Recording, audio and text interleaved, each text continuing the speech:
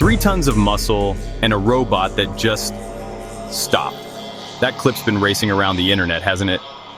If you haven't seen it yet, the question it raises is pretty simple, but profound. Did the machine actually panic, or did it just hit a really expensive off switch? Stick around, because the answer might just flip everything we thought we knew about AI, and well, fear itself.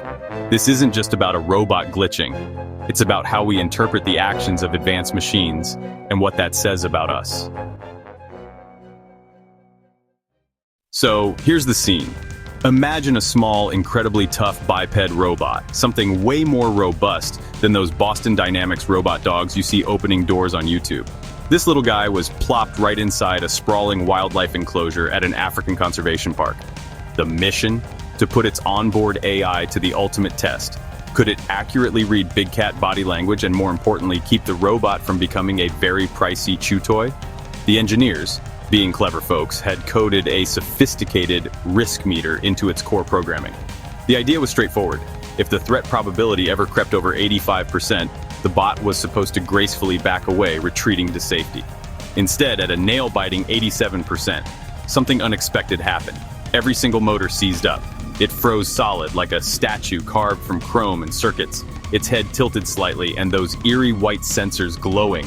It looked, to anyone watching, eerily like pure, unadulterated terror. The comment sections, as you can imagine, absolutely screamed, it felt fear. But did it really? Was this a glimpse into a machine's soul, or just a sophisticated piece of engineering doing exactly what it was designed to do, albeit in a way we weren't expecting? Okay, let's hit pause on the drama for just a second and take a cold, hard look at the logs. Forget the viral sensation. What do the numbers tell us?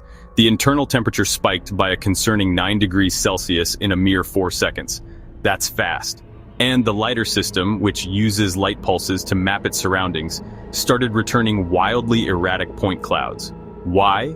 Because the lion's thick, shaggy mane wasn't just a majestic sight. It was scattering the infrared light pulses in ways the system hadn't been fully trained for. The AI's primary threat model, sensing this sudden influx of ambiguous and unreliable data, did what any cautious system would do. It asked for more information, more clarity. Simultaneously, a separate safety board, running on its own dedicated chip, independently voted to halt all motion until those sensor readings could stabilize and provide a coherent picture of the environment. That's not fear, folks. That's more like a referee blowing the whistle in a chaotic game. In the world of robotics, we call this a protective freeze. It's the same basic principle that kicks in when your laptop fan can't keep up with the demands and the CPU throttles itself down to prevent overheating. The only real difference here? This particular laptop had legs, a sophisticated AI, and rather unexpectedly a viral TikTok account. Here's the thing about us humans. We're wired to be story engines. We see patterns, we create narratives, and we project our own experiences onto just about everything around us. So when that robot locked up, with its ears, which were really just antenna arrays, folded back and its camera twitching ever so slightly, our brains immediately mapped our own biology, our own emotional responses, onto it. In the demo video, you even saw heart rate-shaped graphs flashing across the screen, even though, let's be real, a robot doesn't have a heart in the biological sense. Clever editing? Maybe. But the illusion worked precisely because the designers had subtly baked in mammal-like micro-motions, tiny, almost imperceptible shakes and tremors meant to mimic hesitation or apprehension. These weren't expressions of emotion, though. They were a side effect of the servo controller rebooting itself 50 times a second, frantically trying to regain stability and waiting for the all-clear signal. Essentially, the bot was doing the robot equivalent of your phone vibrating on a table, waiting for a new notification. Our incredibly sophisticated pattern-seeking brains, however, took that vibration and instantly translated it into shaking with fear. It's a powerful demonstration of how easily we anthropomorphize, especially when confronted with something novel and potentially dangerous. All right, let's tackle the big question. Could AI ever genuinely feel fear like we do? Short answer, not like we do. Fear in any living, breathing organism isn't just a calculation. It's this incredibly complex, messy cocktail of hormones flooding your system, deeply etched memories, and a profoundly subjective internal experience. We're talking about the amygdala firing, cortisol levels skyrocketing, that queasy feeling in your stomach, the sudden rush of adrenaline.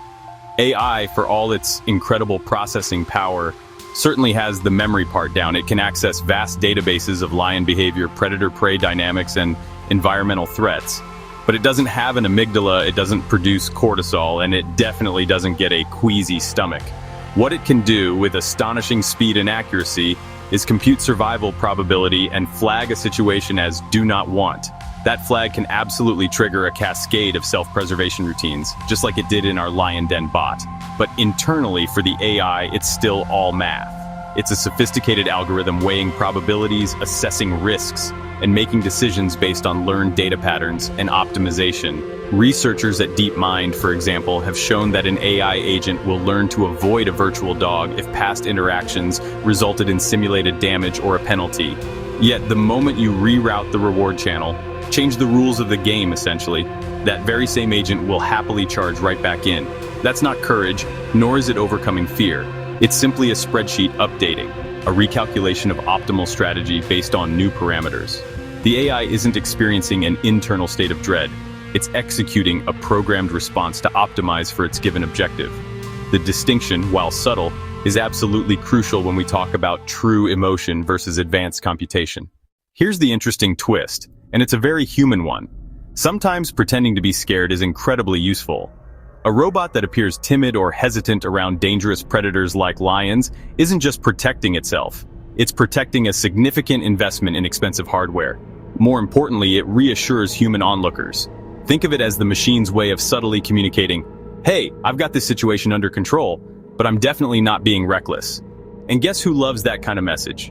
Investors, for one, who want to see their money protected. Park rangers too, because it means no wounded cats, no potential lawsuits, and a more harmonious coexistence between tech and wildlife. So engineers, being pragmatic, often script in these subtle, fear-like cues. It might be a tiny, almost imperceptible pause before an action, a slight backward lean, or even a momentary shudder in the camera light. These aren't genuine emotional responses, they're deliberate design choices. It's theater, yes, but it's incredibly good theater. Let's circle back to that viral moment because it's a perfect example of how complex systems can produce unexpected, yet entirely logical outcomes. The lion, young and understandably curious, circled the robot not once, but twice. Each pass, according to the robot's sophisticated threat model, raised the threat score by a critical 15 points. Now, the AI's predictive model, based on its vast training data, fully expected the cat to lose interest after a single circle, perhaps a quick sniff. When it didn't, and instead made a second pass, that 85% threshold arrived much faster than the system had been tested for, catching it off guard. The safety code, designed to be hyper-responsive, kicked in mid-stride, literally leaving one of the robot's legs lifted, frozen in place like a dog caught mid-game of red light, green light. This wasn't a graceful, planned halt. It was an asynchronous freeze, a sudden, almost violent interruption of its movement. And that's why the posture looked so eerily lifelike, so vulnerable. Humans, with our innate ability to interpret body language, immediately saw that single lifted foot and interpreted it as a "please don't hurt me" gesture, a plea for mercy. In the cold, hard reality of the robot's internal state, however, it was far less dramatic. The servo simply hadn't received its next position packet yet. It was, quite literally, packet loss, not pleading. A technical hiccup, interpreted through the lens of human emotion, created a powerful, unforgettable image. If unraveling mysteries like this, where cutting-edge tech meets fascinating human psychology, makes your neurons light up, then you should absolutely slam that subscribe button. No fear required, I promise. And seriously, drop any robot stories you've seen, heard, or even just dreamed up into the comments below. I genuinely read every single one. What other tech myths should we debunk? So, what can we take away from this whole lion and robot saga? First, and perhaps most obviously, never, ever demo next to apex predators unless your budget explicitly includes replacement limbs, because things can go sideways fast. Second, and this is crucial for advanced robotics, always decouple high-level prediction and decision-making from low-level safety protocols. That protective freeze, however dramatic it looked, ultimately saved the bot from becoming lunch. It's a prime example of a robust safety system doing its job. Third, and this is perhaps the biggest lesson for anyone working with AI, the public will anthropomorphize anyway. It's simply what we do. So, you have a choice. Own the narrative, or it will absolutely own you. The institute behind this particular test, having learned this lesson the hard way, now wisely starts every single presentation with a clear, concise statement. Our robot does not feel fear, but it will act like it does to keep both itself and the wildlife safe. That kind of transparency isn't just good PR, it's incredibly effective at diffusing sensational headlines and fostering a more rational understanding of the technology. It acknowledges our human tendency to project while gently guiding us towards the factual truth. Stories about robots quaking before lions spread faster than dry grass fire, don't they? And it's not just because they're entertaining. They poke at a deeper, more fundamental human worry. If machines become too lifelike, too convincing in their mimicry of emotion, how will we ever truly know what's real and what's just incredibly sophisticated code? The lion den clip is a perfect microcosm of this societal tension. On one side, you have the rationalists who see a soulless pile of servos glitching out due to a sensor anomaly and a safety override. On the other, you have those who perhaps more intuitively see a creature cowering, a glimpse of nascent emotion in the machine. Both reactions, fascinatingly, say far more about us and our own biases, our hopes and our fears, than they do about the actual technology.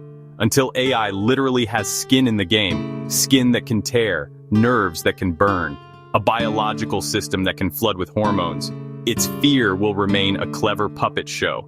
It will be a simulation, a highly effective illusion, and maybe, just maybe, that's perfectly okay. We don't actually need our smoke detectors to panic about a fire, we just need them to reliably beep. Same principle, just with a much, much bigger cat involved.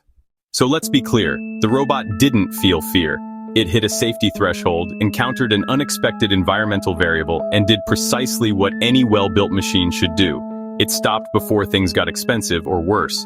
Still, the image of that frozen metallic figure inches from a yawning lion is incredibly hard to shake, isn't it? It lingers in the mind. Which camp are you in after hearing the full story? Do you still see a glitch? Or do you find yourself wondering if it's a tiny glimpse of future emotion, however simulated? Let me know below in the comments. And while you're typing, picture this: the day an AI actually writes back, "I was terrified."